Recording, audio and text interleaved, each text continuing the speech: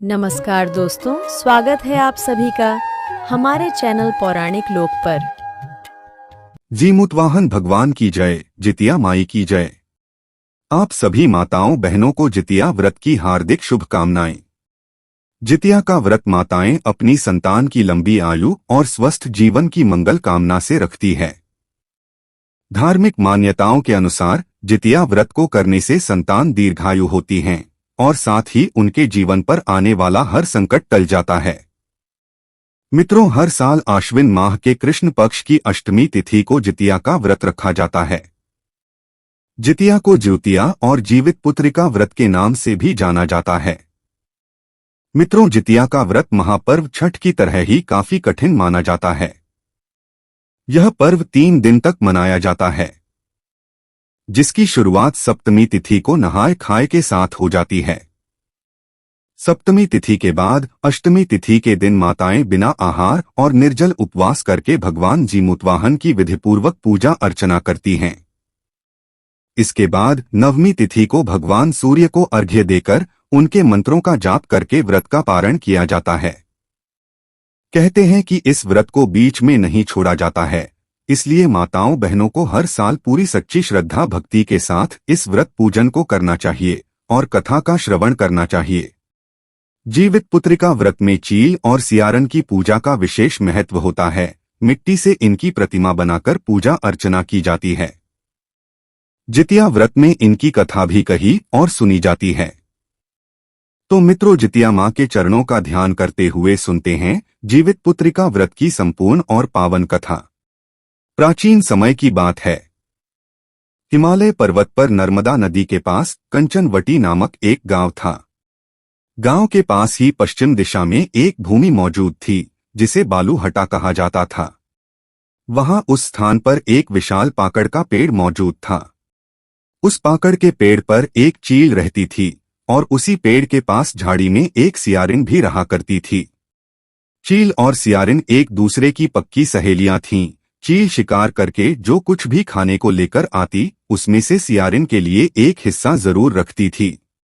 सियारिन भी इसी प्रकार से चील का ध्यान रखती थी। एक समय की बात है, दोनों सहेलियां जंगल में घूम रही थी। घूमते घूमते उन्होंने देखा कि जंगल में कुछ महिलाएं कोई विशेष व्रत पूजन कर रही थी। जब चील और सियारिन ने उन महिलाओं से पूछा कि आप सभी यह कौन सा पूजन कर रही हो और इस व्रत को करने से क्या लाभ प्राप्त होता है, चील और सियारिन के बात सुनकर उन महिलाओं ने बताया कि हम अपने पुत्र और अपने संतान की लंबी आयु के लिए और उनके अच्छे स्वास्थ्य के लिए जितिया व्रत कर रही है। इस व्रत को करने से निसंतान माताओं को संतान की प्राप्ति होती है और अगर आपको संतान है तो उसके जीवन की सभी दुख और कष्ट दूर हो जाते हैं। जब चील और सियारिन ने यह सुना तो सोचा कि हम भी अपने बच्चों के अच्छे स्वास्थ्य और उनकी लंबी आयु के लिए यह व्रत जरूर करेंगे। उन दोनों ने जितिया व्रत करने का संकल्प लिया और भगवान श्री जीमूतवाहन की पूजा और व्रत करने का प्रण ले लिया। इसी प्रकार से समय बीता और अगले साल वह दिन आया जब जितिया का व्रत करना था। दुर्भाग्यवश जिस दिन चील और सियारन को जितिया का व्रत रखना था, उसी दिन शहर के एक बड़े व्यापारी की मृत्यु हो गई। जैसे ही व्यापारी का दाह संस्कार किया गया, वैसी ही उसके दाह संस्कार की खुशबू से सियारन को भूख प्यास लगने लगी, क्योंकि सियारन को मुर्दे का मांस खाने की आदत थी। मुर्दे का मांस उसे बहुत ही स्वादिष्ट लगता था। जब सियारन ने व्यापारी का मांस देखा तो वह खुद को रोक न सकी और वहां सियारन चील से छिपकर मांस का सेवन करने लगी। ऐसा करते ही सियारन का जितिया व्रत टूट गया। कुछ इसी प्रकार से चील भी मुर्दे के मांस का भोजन किया करती थी और उससे भी मांस खाना बहुत ही पसंद था।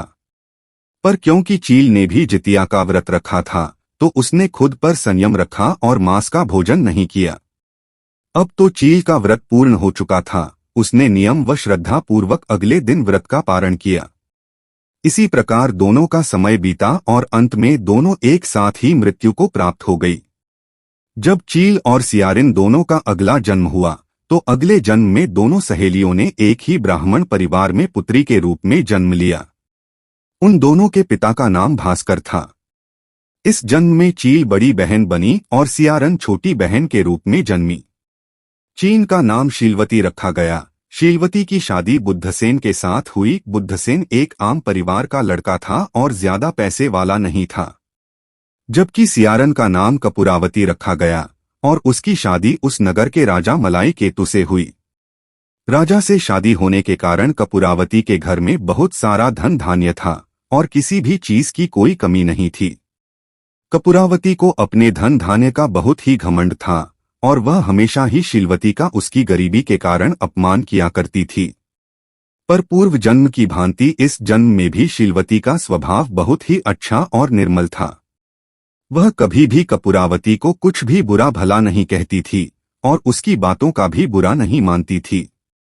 इसी प्रकार समय बीता और भगवान जीमूतवाहन के आशीर्वाद से शीलवती के 7 बेटे हुए। उसके 7 ही बेटे बहुत ही हष्ट पुष्ट और देखने में बहुत ही सुंदर थे। पर कपूरावती के पाप कर्मों के कारण उसके सभी बच्चे जन्म लेते ही मर जाते थे और इसलिए उसको कोई भी संतान नहीं थी। यह सब देखकर कपूरावती को अपनी बहन शीलवती से बहुत ही जलन और ईर्ष्या होने लगी थी। वो मन ही मन शीलवती को बहुत कोसती थी। कुछ समय बाद शीलवती के 7 ही पुत्र बड़े हो गए और वे सभी राजा के दरबार में काम करने लगे।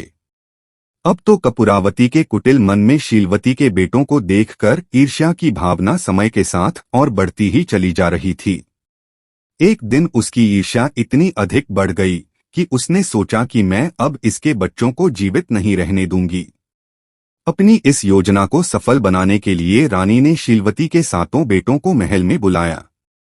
उसने राजा को शीलवती के 7 बेटों के बारे में बहुत भड़काया और बहुत बुरा भला कहा और राजा से कहकर सभी बेटों के सर कटवा दिए।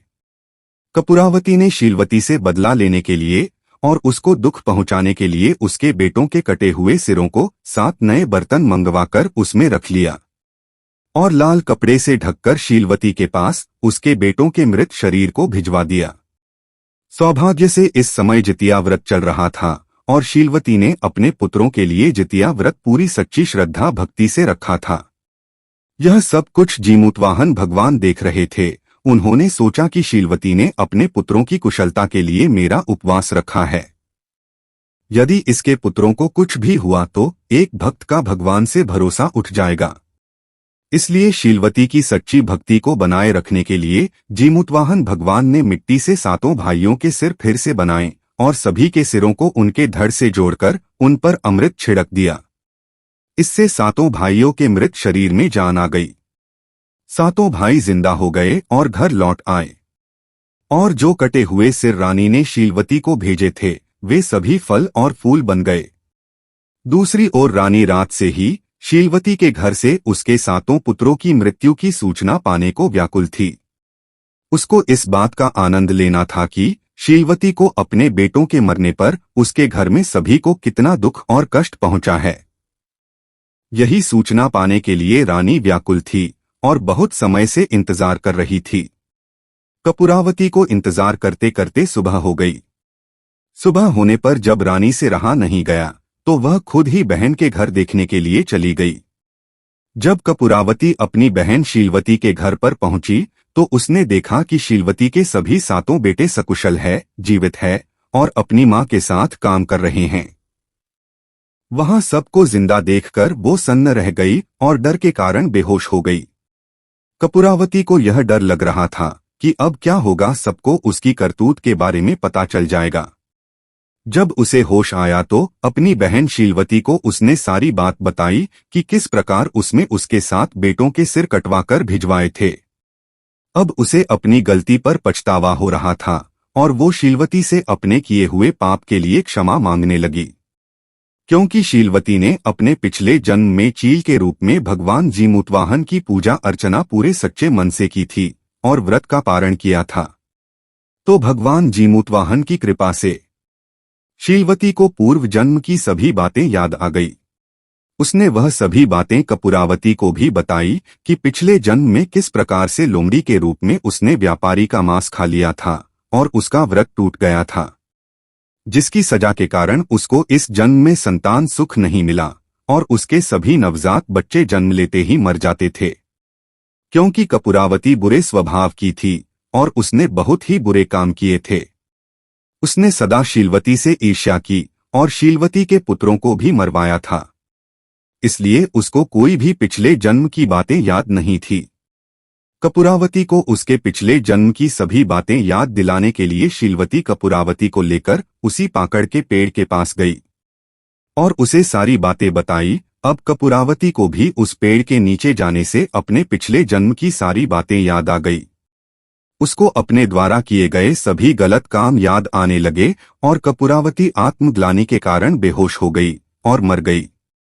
इस बात की खबर पूरे गांव में फैल गई कि किस तरह से एक चील और सियारन का पुनर्जन्म हुआ और भगवान जीमूतवाहन की कृपा से 7 मरे हुए बेटे जीवित हो गए। अब तो गांव के सभी लोग पूरी श्रद्धा से अपनी संतान की मंगल कामना के लिए जितिया व्रत करने लगे। जब राजा को इस बात की खबर मिली तो उन्होंने शीलवती से सारी कहानी पूछी। शीलवती ने राजा को अपने और कपूरावती के पिछले जन्म की पूरी कहानी बताई। जब राजा को यह सब पता लगा तो राजा ने उसी जगह पर जाकर उस पाकड़ के पेड़ के नीचे कपूरावती का दाह संस्कार कर दिया और शीलवती अपने पति और 7 पुत्रों के साथ खुशी के साथ रहने लगी। मित्रों, कथा समाप्त हुई। बोलिए जीमूतवाहन भगवान की जय, जितिया माई की जय। इस कथा को पूरा श्रवण करने के लिए आपका बहुत बहुत धन्यवाद। अब चलिए सुनते हैं दूसरी कथा। प्राचीन काल की बात है। एक गांव में 2 बहनें रहा करती थीं। एक का नाम था सुखिया और दूसरी का नाम था दुखिया। दोनों का भाग्य उनके नाम जैसा ही था। दुखिया गरीब थी और बहुत दुखी रहती थी। उसके परिवार के पास एक समय का भोजन तक नहीं हो पाता था। सुखिया अमीर थी, बहुत धन दौलत वाली थी और हमेशा सुखी रहती थी। सुखिया और दुखिया दोनों बहनों की शादी एक ही गांव में हुई थी और एक ही मोहल्ले में रहा करती थी। सुखिया के पति का व्यापार अच्छा चलता था और वह बहुत ही धनी था और दुखिया के पति का काम अच्छा नहीं चलने के कारण वह निर्धन थे। सुखिया को अपने पति के धनी होने के कारण धन का बहुत अभिमान था, किंतु दुखिया बड़ी सरल और सहज स्वभाव की थी। निर्धन होने के कारण भी वह कभी भी भगवान से इस बात के लिए शिकायत नहीं करती थी। सुखिया को 2 पुत्र थे और दुखिया को भी 2 पुत्र थे। इसी प्रकार से समय बीता और दुखिया के पति का कामकाज अब और भी मंद हो चुका था। अपने कामकाज की चिंता में दुखिया का पति अब निरंतर बीमार रहने लगा था। पति की कमाई बंद होने के कारण दुखिया का घर सही से नहीं चल पा रहा था। इसलिए दुखिया ने बाहर काम पर जाने का निश्चय किया। दुखिया यह सब सोच ही रही थी कि तभी उसे पता चला कि उसकी बहन सुखिया को किसी कामवाली की आवश्यकता है। इसलिए दुखिया ने सोचा कि ऐसा करने से घर की इज्जत भी नहीं जाएगी और मुझे काम भी मिल जाएगा। ऐसा सोचकर वो सुखिया के घर गई और उससे काम मांगने लगी। सुखिया ने सोचा कि उसे दुखिया को नीचा दिखाने के लिए यह एक अच्छा अवसर है और इसलिए उसने दुखिया को काम पर रख लिया।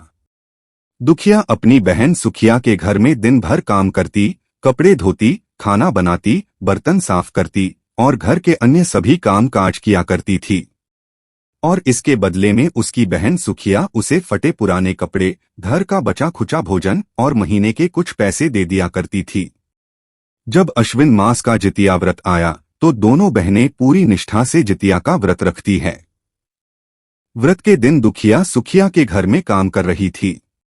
उस दिन उसने सुखिया के घर में चावल फटकार कर उससे जो खुदी निकला वह अपने लिए रख ली और साफ चावल सुखिया को दे दी। फिर साग को चुना, साफ किया और बढ़िया वाला साग सुखिया के लिए रख दी और जो डंठल था वह अपने लिए रख ली। अब दुखिया ने सुखिया के घर सारा खाना बना दिया और अपने घर चावल की खुदी और साग के डंठल लेकर चली गई।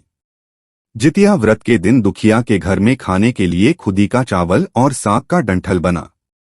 रात के समय में दुखिया खाना बनाकर खुद खाई और अपने बच्चों को खिलाई। उसके बाद दुखिया, उसका पति और बच्चे सोने चले गए। आधी रात होती है कि एक बूढ़ी औरत उसके घर पर आकर दरवाजा खटखटाती है। नींद में ही दुखिया पूछती है, कौन है? तब बूढ़ी बोलती है, बेटा हम है। दुखिया ने उठकर फाटक खोला और पूछती है, अम्मा आपको क्या चाहिए? इतनी रात में आप यहाँ किस लिए आई हो? बुढ़िया बोलती है, बेटा मुझे बहुत भूख लगी है, कुछ खाने को दे दो। दुखिया उसे घर के अंदर ले आती है और कहती हैं, अम्मा हम लोग बहुत गरीब हैं। आज मैंने खुदी का चावल और साग का डंठल बनाया है, क्या आप खाएंगी? तो बूढ़ी कहती हैं, हाँ क्यों नहीं खाएंगे, हमें बहुत भूख लगी है, हम वहीं खाएंगे। दुखिया अंदर जाकर खुदी का चावल और साग का डंठल लाती है और बुढ़िया को खाने के लिए दे देती है। बुढ़िया प्रेम से खाना खाती है और कहती है कि मुझे अच्छे से कुछ दिखाई नहीं देता, इतनी रात के अंधेरे में मैं अपने घर कैसे जाऊंगी? दुखिया कहती है, कोई बात नहीं, आप यहीं पर सो जाइए, सुबह अपने घर चले जाना। तो बूढ़ी दुखिया के घर में ही सो जाती है। फिर थोड़ी देर बाद उठकर बूढ़ी बोलती है, बेटा मुझे पैखाना लगी है, कहाँ करूँ? तो दुखिया कहती है, बूढ़ी अम्मा पूरा घर आज गोबर से लीपा है, जहाँ मन करे वही कर लो। इतनी रात में वैसे भी आप बाहर खेत में नहीं जा पाओगी, इसलिए आप उधर कोने में जाके कर लो। बूढ़ी पूछती है कि बेटा भर भर करें या झर झर करें? दुखिया नींद में थी तो वह कहती हैं, माता जी भर भर कर दो, मैं सुबह साफ कर दूंगी। फिर थोड़ी देर बाद बूढ़ी पूछती है कि बेटा मैं अपने हाथ कहाँ साफ करूँ? तो दुखिया कहती है, अम्मा आज ही बाल धोए हैं, आप मेरे सर में अपने हाथ को साफ कर लीजिए। और यह सब कहकर वह बुढ़िया वहां से गायब हो जाती है।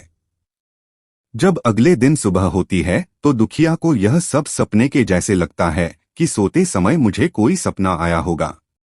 वह ज्यादा कुछ नहीं सोचती और नदी में नहाने के लिए चली जाती है। जब वह नदी में नहाती है और अपने बाल धोती है तो उसके बालों से होते हुए जो पानी बहता है वह सोने का पानी होता है। आसपास की सभी महिलाएं यह देखकर चकित हो जाती है और कहती है कि तुम्हारे बालों से तो सोने का पानी गिर रहा है। फिर उसे रात की सारी बात याद आ जाती है। वह उसी समय अपने घर की ओर भागती है, यह सोचकर कि उसका घर पैखाना से गंदा हुआ होगा, पहले उसको जाकर साफ करना होगा।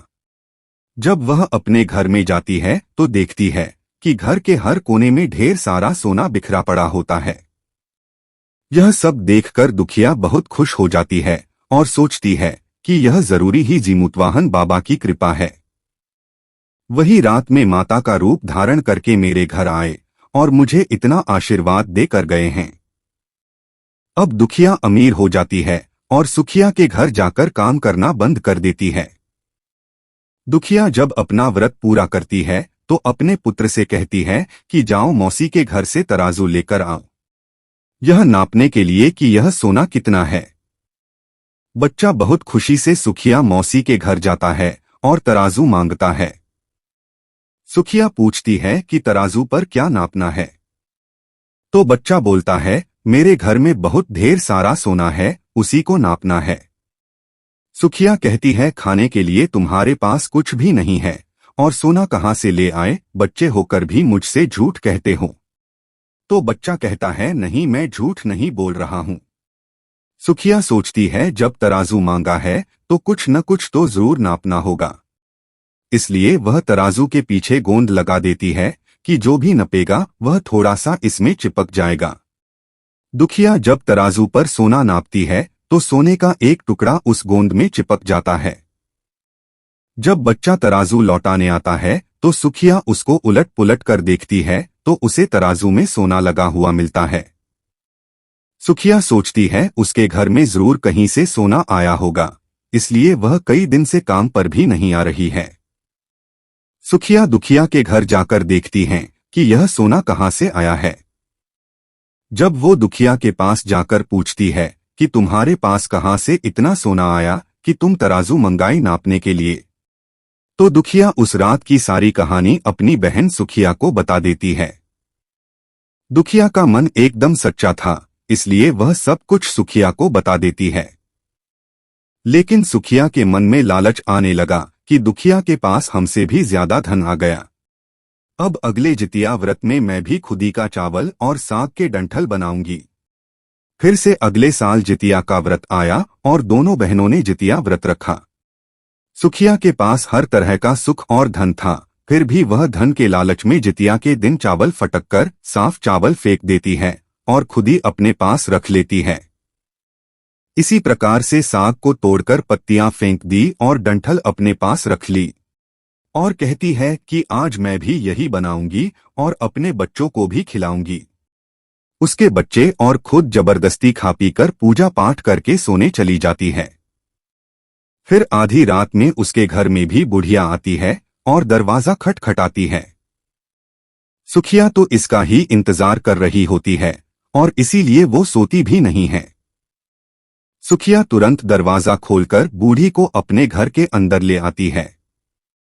बूढ़ी बोलती है, मुझे बहुत भूख लगी है, कुछ खाने को दे दो बेटा।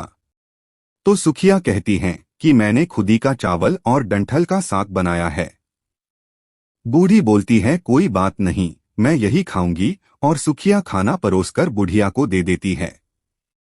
बूढ़ी बोलती है, मैं घर नहीं जा सकती, मुझे रात में दिखाई नहीं देता है। तो सुखिया कहती है, कोई बात नहीं, आप आज रात को यहीं सो जाओ। वह बूढ़ी खाना खाने के बाद सोने चली जाती है। अब दुखिया के घर की तरह बूढ़ी थोड़ी देर बाद बोलती है कि मुझे पैखाना लगी है, मैं कहाँ करूं। तो सुखिया कहती है कि आप इतनी रात में कहाँ जाओगी, वहीं कोने में ही पैखाना कर लीजिए। फिर थोड़ी देर बाद बूढ़ी पूछती है कि भर भर करें या झर झर करें। इस समय सुखिया को याद नहीं आता है कि दुखिया ने क्या बोला था, तो सुखिया बोली, मां झर झर कर दीजिए। फिर बूढ़ी पूछती है कि बेटा मैं अपने हाथ कहाँ साफ करूं, तो सुखिया कहती हैं, मेरे सर में साफ कर लीजिए। बूढ़ी अपना हाथ सुखिया के सर में साफ कर लेती है और वहां से गायब हो जाती है। जब सुखिया सुबह उठती है तो उसका पूरा घर गंदगी से भरा पड़ा होता है। उसका सारा धन दौलत सब खत्म हो जाता है और उसके बालों में भी बहुत गंदगी लगी होती है। यह सब देखकर सुखिया बहुत दुखी हो जाती है और उसे सुखिया बहुत गुस्सा आता है। वह अपनी बहन दुखिया को बुलाती है और उसको गुस्सा करती है कि तुमने हमसे झूठ क्यों कहा, तुमने मेरा पूरा घर गंदा करवा दिया है। तो दुखिया पूछती है कि तुमने क्या कहा था, भर भर या झर झर। तो सुखिया कहती हैं कि मैं तो झर झर बोली थी। दुखिया कहती है कि यहीं पर तो तुमने गलती करी, और तुम्हारे पास तो सब कुछ था, किसी चीज की कमी नहीं थी, फिर भी तुमने लालच किया। मेरे पास तो कुछ भी नहीं था, तुम्हारे पास सब कुछ था।